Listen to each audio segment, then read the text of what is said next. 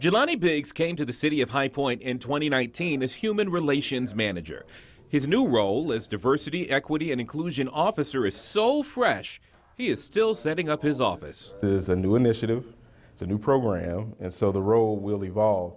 Initially, what I'll be looking at is assessing where the city stands, and that's both internal and external. His job is to develop strategies and programs to facilitate and support diversity, equity, inclusion, cooperation, and equality in the city as an organization. So in addition to looking at hiring practices, recruiting, inclusive environments within departments, we'll also be looking at community engagement. I think this role will only be as successful as the partnerships in which we leverage to create change. But also we have to look at what we do in contracting with city government. We have to look at whether we're reaching out to people who have been underserved in the past, who've not been given equal opportunity in the past, to let them know that we're there and that we seek to give them equal opportunity going forward. Mayor Jay Wagner and city leaders made this a priority early last year.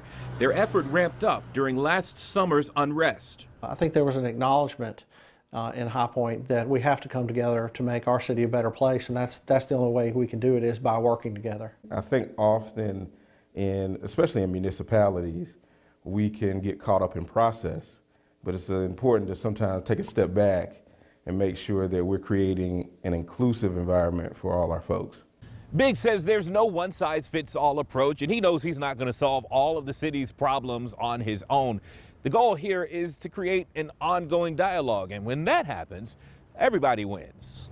I think that diversity doesn't have a specific look, but what we are is trying to create a space in which diversity is valued, and that we also foster an inclusive and equitable environment. He says achieving equity has to be intentional. I don't think we can afford to assume many folks in our community know about the opportunities that exist with the city.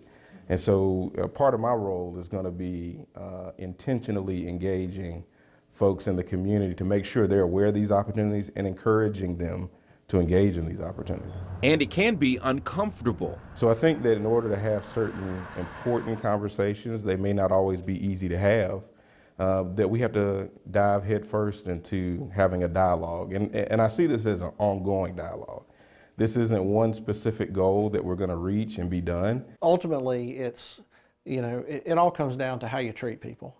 And as long as we're treating people well, we're providing equal opportunity for everyone, and we become known for that, I think it'll be just a great benefit to our city, and I want High Point to be known for that. I don't think it's lost on anyone that High Point is growing.